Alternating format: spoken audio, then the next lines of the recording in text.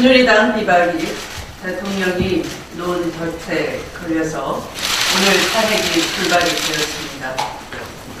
200만 촛불과 온 국민은 오늘을 똑똑히 기억할 것입니다.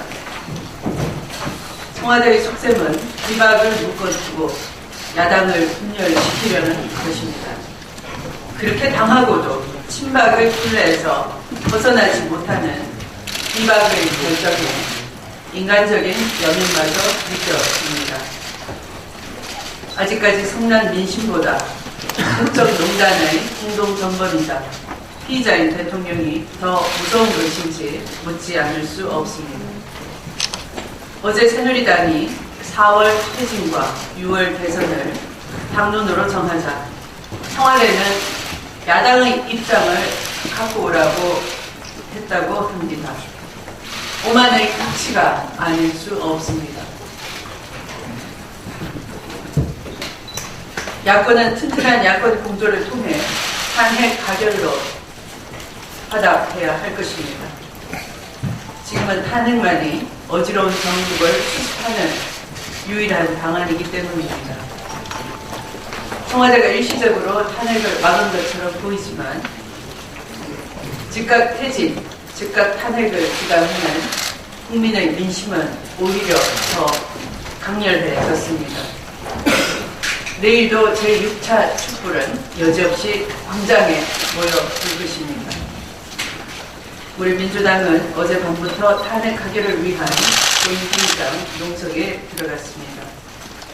오로지 국민 명령을 따라 대통령 탄핵과 즉각 사퇴를 위해 싸워 나갈 것입니다. 새누리당의 4월 퇴진 당론은 대통령의 면죄부 시나리오입니다. 대통령은 이미 집회와 시위를 관리하는 경찰 인사를 단행했습니다. 다음 달 검사장 인사를 통해 자신을 겨냥했던 검찰을 길들이고 4월까지 진행될 특검의 현직 프리미엄을 최대한 활용해 빠져나가고자 할 것입니다. 내수에는 자신의 의혹 해소를 위한 간담회를 연다고 합니다. 지지층의 결집과 동정 여론을 만들려는 것 같습니다. 이 시나리오의 최종 종착지는 보수 재집권 전략으로 연결될 것으로 보입니다.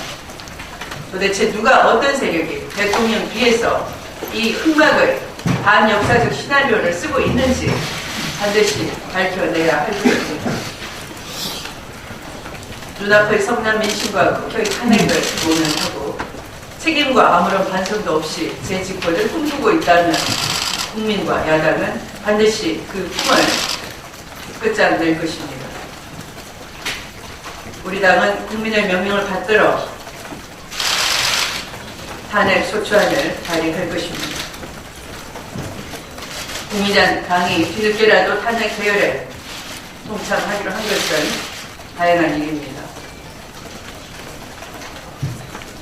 새누리당의 비박계 의원들께도 고소드립니다. 여러분들이 서야 할 곳은 헌법을 누리는 자의 옆이 아니라 헌법을 지키는 국민입니다. 진심으로 탄핵 대열에 동참해 주실 것을 고소드립니다.